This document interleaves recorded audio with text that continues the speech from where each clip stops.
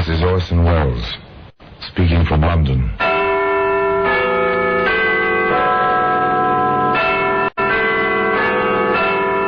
The Black Museum. Here in the grim stone structure on the Thames, which houses Scotland Yard, is a warehouse of homicide, where everyday objects like a sugar bowl, an ashtray, a portable radio, all are touched by murder.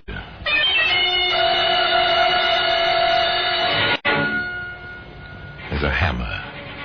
A hammer, that's a familiar object. Everybody's used one at some time. To drive a tack, or pull a nail, or loosen the window sash, or what have you. Nearly everybody has at one time or another taken part in a conversation like this. Beg pardon, ma'am. Could you pass me my hammer? Your hammer? Oh, yes, of course.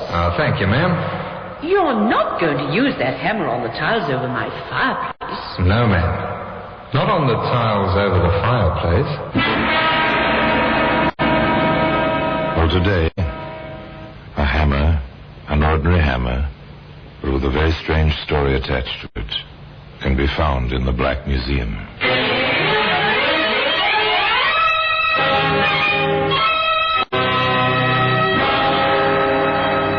From the annals of the Criminal Investigation Department of the London Police, we bring you the dramatic stories of the crimes recorded by the objects in Scotland Yard's Gallery of Death, the Black Museum.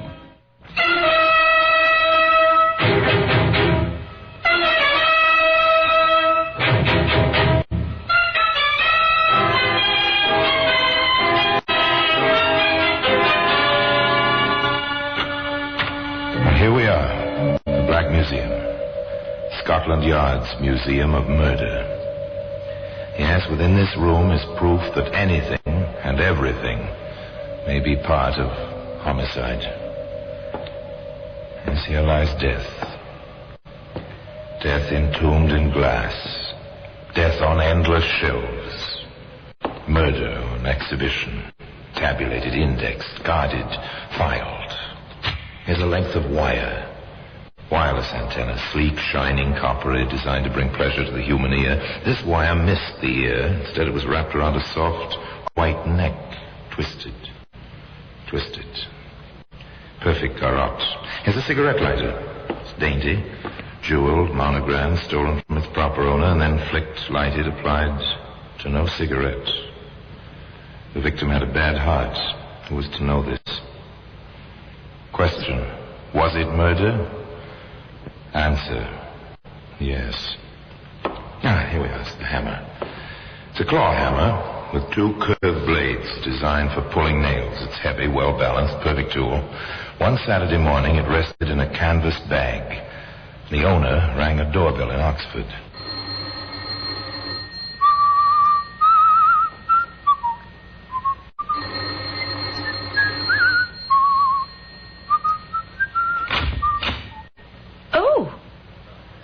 Sorry, ma'am. Did I take you by surprise?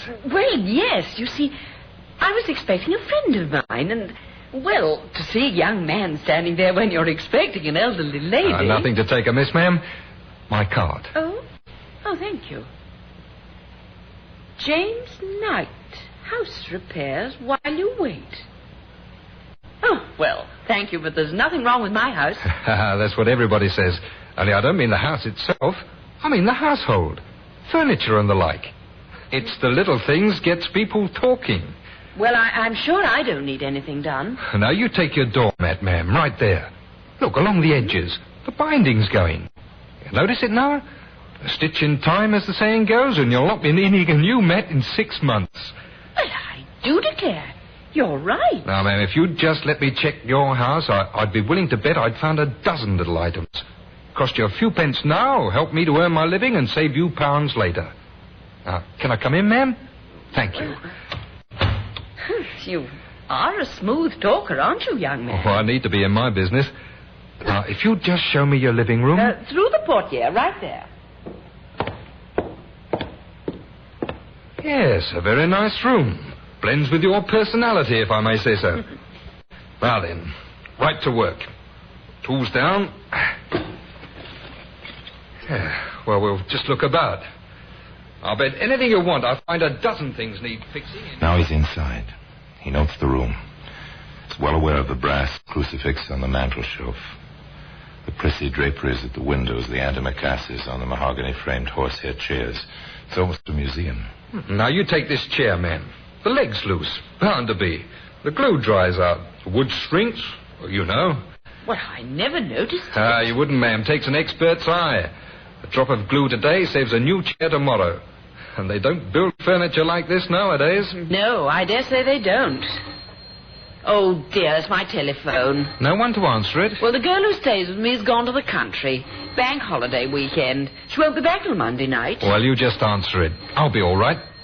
Oh, beg pardon, ma'am. Hmm? Could you pass me my hammer? Your hammer? Oh, yes, of course. Thank you, ma'am. You're not going to use that hammer on the tiles over my fireplace. Oh, no, ma'am. Just tap them with the wooden handle. See if they're loose anywhere. Oh, you can trust me, ma'am. You just answer your telephone. Oh, dear, yes, of course, the telephone. Hello? Why, Caroline. Mrs. Golden, that's her name, answers the telephone. The young man in the living room, front room to Mrs. Golden, taps the tiles merrily, and then he stops. He looks around, looks at things, and quickly in a few things. He shuts the desk just as... Oh, dear, this is a disappointment. Something's wrong with my friend's car, and she can't come for me after all, and it is such a nice day. Oh, that is too bad. But not too inconvenient. Now I can really get some work done. Oh? You found a lot of things to repair? About £50 worth. But you said only a few pence today. That was earlier. Now it's going to cost you £50 to get me out of this house. I don't understand. I think you do. You know, I know you had £50 in the mail yesterday. You told a couple of your girlfriends, and I heard about it. Now then, Grandma, hand it over. You get out of here. Well, I'll call the police. £50 here. I will call. Don't try anything. I'm between you and the phone now. Now pay up, Grandma, or I'll have to beat it out of you. You wouldn't. You couldn't. No. Put the hammer away. You heard me. I'm through asking now. Now, where's the money? I didn't really get it. I was just boasting. Cut it. Put down that vase. Don't. Stay away from me. Keep away. Put it down. Throw it. Keep away. Did it. Keep away. Fight with me, will you? You haven't had enough, have you? Try this one, and this one, and this one. Bank holiday in Oxford. No one due home until Monday evening. Someone tried late Sunday. Whoever it was kept trying, but only the bell sounded in the empty house. Empty? Was it filled with death?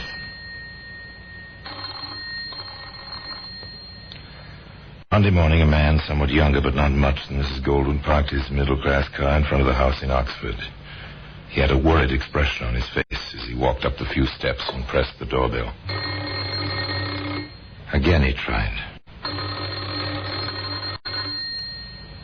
No answer. He ran down the steps, around to the back, knocked on the back door. Nothing. Nothing but the sound of his own fists beating the thin panels. Now he is upset. He peers in at the kitchen window. Finally, he wraps his hand in his muffler, as he's seen them do in the movies, and punches a hole in the window. He reaches in, unlocks the window, lifts the sash, and climbs in. He walks through the house toward the front. Silence, save for his own strangely empty footsteps. At the portieres in the arch which lead to the living room, he stops. Good heavens. What's this? It's blood. Operator, please, hurry. Put me through to Scotland Yard. There's been my sister's been murdered.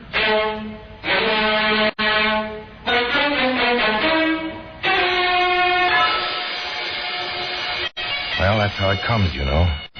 First the bitter shock, the cry on the telephone, the hurried, incoherent report, and then the cars racing through the streets, pulling up, the men piling out, invading a once peaceful home.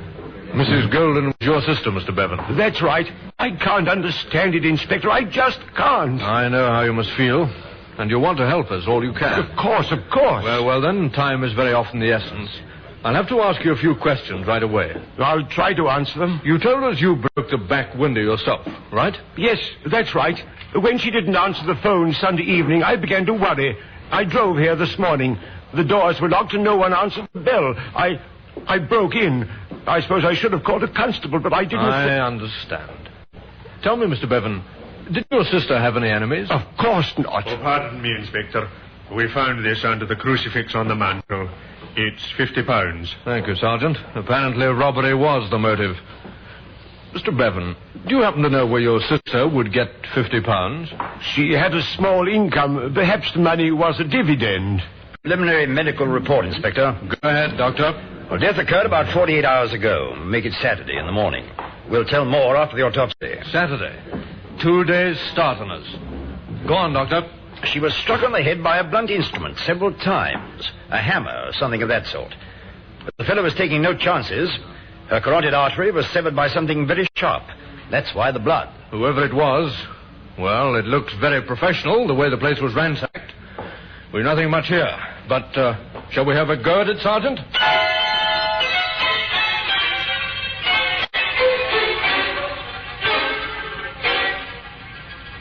Well, they had a go at it, the inspector and the sergeant. There's nothing in the woman's house. Not even a smudged fingerprint. But, as Sergeant Marshall put it... I've seen this sort of thing before. Looks like a house-to-house canvasser to me, Inspector. It has that familiar feel about it. Routine, Sergeant. The routine. Door to door, up and down the street. Questions. Did a canvasser call here Saturday morning, ma'am? Leave a card or anything? Do you remember anyone ringing the bell to leave a card, sir? Wanting to do repair work? Thank you, miss.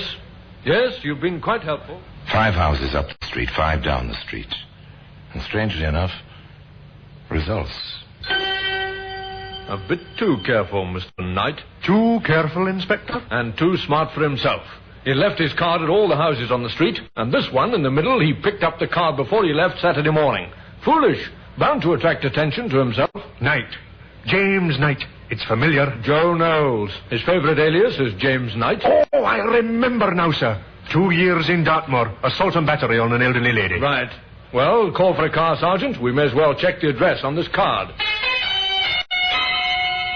Mr. Knight? Oh, yes. He used to live here. I see. Used to live here. Well, been packed up and gone these 2 months now. Quiet sort of fella, though I didn't cotton to him much. Thank you, ma'am. Thank you very much. Welcome, I'm sure. Not 2 days behind, Inspector. 2 months. We're not doing too badly, Sergeant. We know when and how he got in. We know how he committed the crime, and we've got a good idea who he is. Not too badly, Sergeant. No, not too badly. But the inspector forgot to mention the most important clue of all. The murder weapon. That selfsame hammer, which can be seen today in the Black Museum.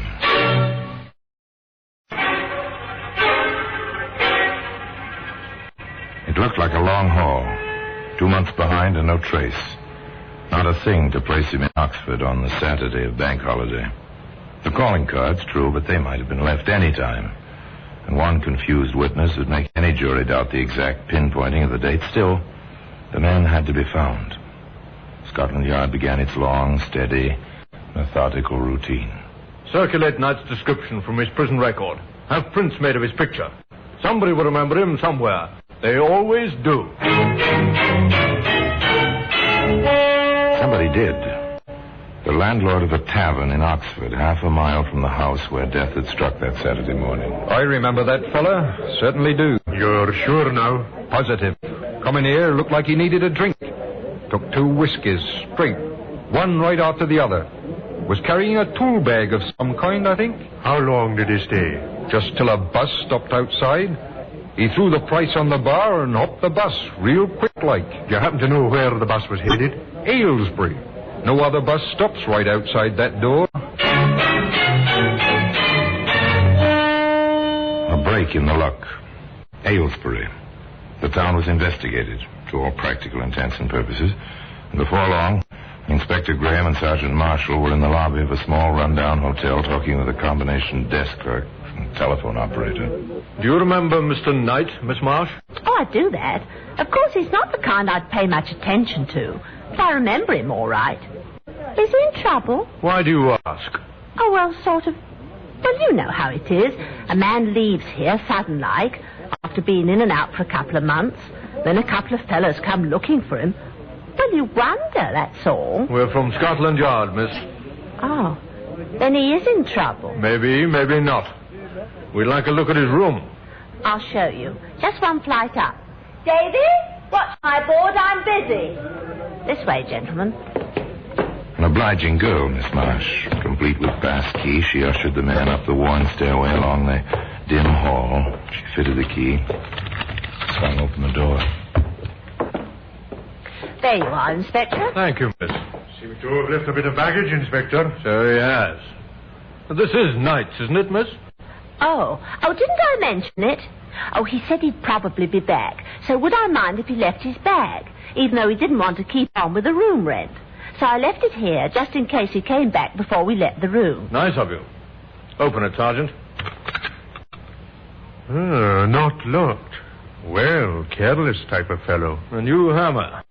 Nothing much else. Look around, Sergeant. Look around. Yes, sir. Oh, funny.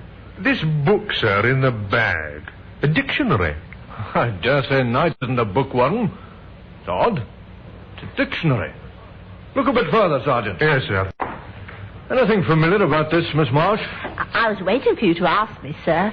It's mine. He borrowed it one night after he came in with the newspapers. Oh, newspapers. Oh, yes, sir. He was a great one for the papers, especially the Globe News. He'd been a fury if we didn't save one for him at the desk. I see. Did he do much writing up here? Well, now that you mention it, sir, he did. Lots of letters, always to the papers. Do you suppose he wrote those Dear Editor things? No, I doubt that, but I have a fair idea what he did write. Anything else, Sergeant? Not a thing, sir. Clean as a whistle. Back to the yard, sir. Back to the yard.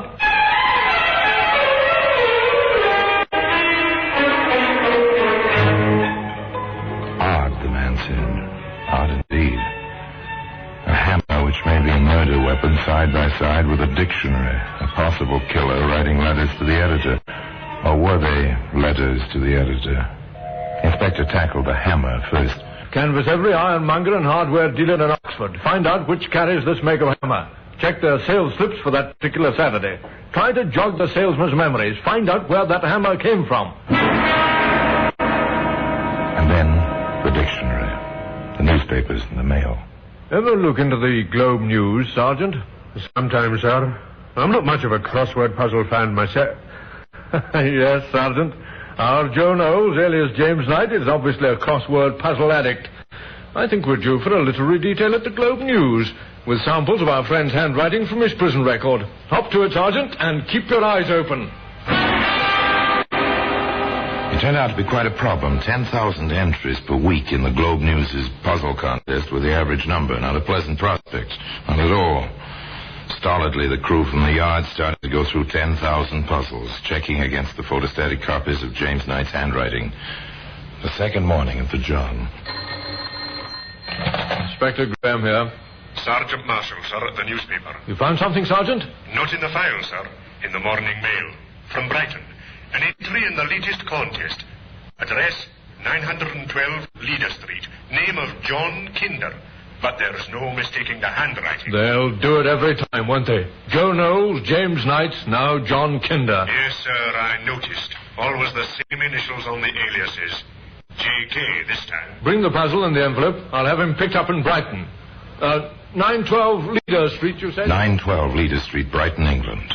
The order moved swiftly now on the teletype along the wires from the banks of the Thames across the North Downs to the South Downs, the famous resort city on the English Channel.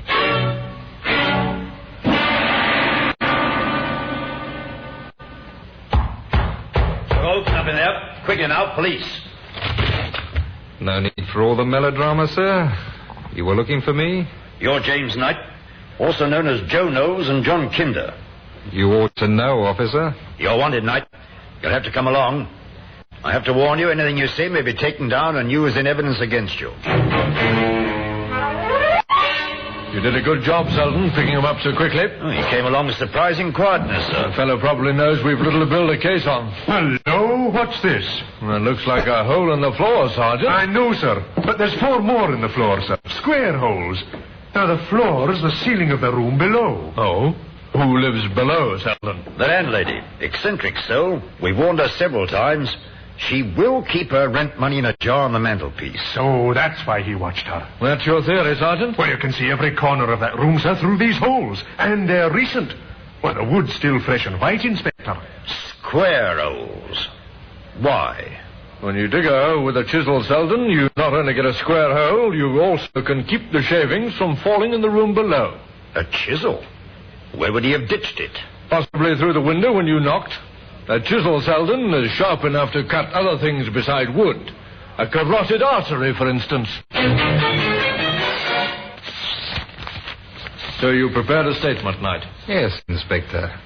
I've been informed of the charge you may lodge against me. I'm told it entails a murder in Oxford on the Saturday of the bank holiday. That's correct. You'll find my movements for that day accounted for in my statement. It may be troublesome locating some of my witnesses, but I doubt if you'll have much difficulty. You were in that street in Oxford, though? Oh, yes. Oh, yes, indeed. Trying to make an honest living, sir. No doubt. Strange you failed to leave a card at Mrs. Golden's. I rang several times on my way up and down the street. No answer. And you didn't push it under the door? No. Cards are expensive, Inspector. I prefer to explain my business first and leave a card if there's any interest. You're, having this taken down, aren't you, Inspector? You got all this, Sergeant? Oh, yes, sir. And we'll enter Knight's statement in the record also. Yes, sir. I, see no reason for holding me any longer. Do you, Inspector? You'll be quite comfortable. No rent to pay, Knight. Just until we check your alibi and find your witnesses. After that, Knight, well, we'll see. All right, Sergeant. Take this man back. The end of a trail. The suspect perfectly at ease, willing, even slightly over-willing. But they held him anyway. There are still some loose ends to tie up. One of those ends might be the key to the puzzle. One of those ends just might be the end of a hangman's noose. We've got a report on the hammer, Inspector. At last, eh? Where? How? An ironmonger in Oxford sold a hammer from his stock. Here's a sample. To a fellow answering Knight's description on Bank Holiday Saturday, sir. The sales slip is dated and the salesman is prepared to identify. The slip also includes a chisel. I see. Seems identical to the one we've had. What's this label? The salesman says it's all on this type. High-class steel forging. Nothing in ours, is there? Oh, no, sir. Let's have a look in that valise we found the hammer in at Dalesborough. Yes, sir. An empty traveling bag. Just lint. A few tiny crumbs of something. They might have been dried dough or... Even breadcrumbs, Inspector. Or paper, Sergeant. Would you pass me the sponge there, the one for sealing envelopes? I think there's enough water in the dish. Gently now, Inspector. Moisten the tiny pellets of dough-like substance on the glass top of your desk. Gently now. Roll them back and forth. Loosen them. Spread them out on the desktop. Slowly. Gently. Patiently. And then... We'd better have this photograph, Sergeant. I doubt if we can preserve them for the trial. Yes, sir. We've broken his alibi. Knight was in Oxford that day. He bought the hammer. High-class steel forging. He should have burnt this label, Sergeant, not merely crumbled it in this way. I do believe our careful Mr. Knight, our clever, cooperative Mr. Knight, is going to be hung, and very shortly at that. Well, today, that hammer, complete with its proper label, can be seen in the Black Museum. Inspector Graham was right. The hammer, plus the label, did hang James Knight. His alibi was broken by the salesman in the hardware store in Oxford who sold Jim Knight that hammer. On the Saturday, Mrs. Golden died. Inspector Graham needn't have worried about his case, nor need you worry about the hammer in your kitchen drawer. If there is any moral to this story beyond the inevitable lesson that criminals are nearly always caught, it's this. Be careful whom you let in your house when you're alone to demonstrate a new gadget or even to fix your furniture. Your visitor might mean death. And now until we meet next time in the same place for another story about the Black Museum, I remain as always obediently yours.